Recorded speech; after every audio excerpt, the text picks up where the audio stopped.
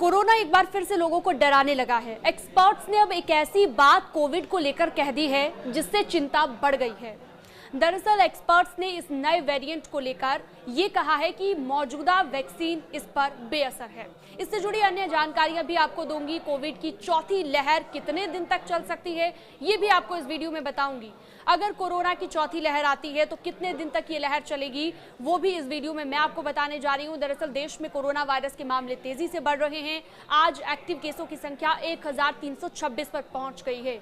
मौत की संख्या 14 हो गई है। इनमें सबसे ज्यादा मौत अब तक महाराष्ट्र में हुई है। लेकिन इन सब के बीच चिंता की बात यह है कि एक्सपर्ट्स ने यह दावा किया है कि जिन लोगों ने वैक्सीनेशन करवाया था उन्हें भी अब सावधानी बरतने की जरूरत है।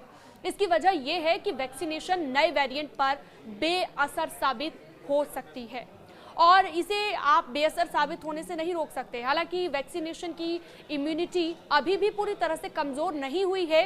ये आपके शरीर को नए वेरिएंट से लड़ने में मदद जरूर करेगी, लेकिन पूरी तरह से कारगर साबित होगी ये कहना मुश्किल है।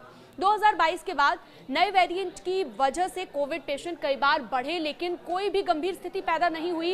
इसलिए आप ये कह सकते हैं कि इस बार भी बहुत ज्यादा परेशान होने की जरूरत आपको नहीं है। वहीं बीएचयू के प्रोफेसर ज्ञानेश्वर चौबे के मुताबिक भी एक अहम बात कही गई है कोविड की चौथी लहर को लेकर। उन्होंने कहा है कि उसका असर 21 से 28 दिन तक रह सकता है।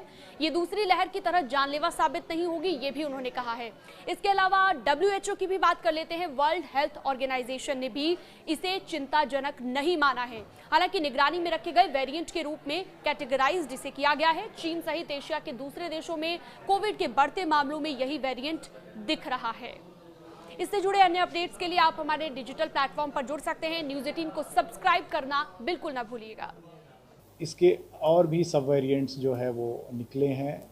इसमें एक ख़ास चीज़ ये देखने को मिल रही है कि इनकी इन्फेक्टिविटी जो है 150% हायर है अपने पुराने वेरिएंट से, और ये ओमिक्रॉन का ही एक सब वेरिएंट है। तो ओमिक्रॉन के साथ एक पॉजिटिव चीज़ ये है कि ये हमारे अपर रेस्पिरेटरी ट्रैक्ट में इन्फेक्शन करता है, और इसको इन्फेक्शन होने से लोगों की सीवियरिटी कंपैरेटिवली अदर वेरिएंट्स के साथ अगर हम देखें डेल्टा और बीटा के साथ, तो ये कम होती है, जैसा कि हम लोगों ने थर्ड वेव में इंडिया में देखा भी था।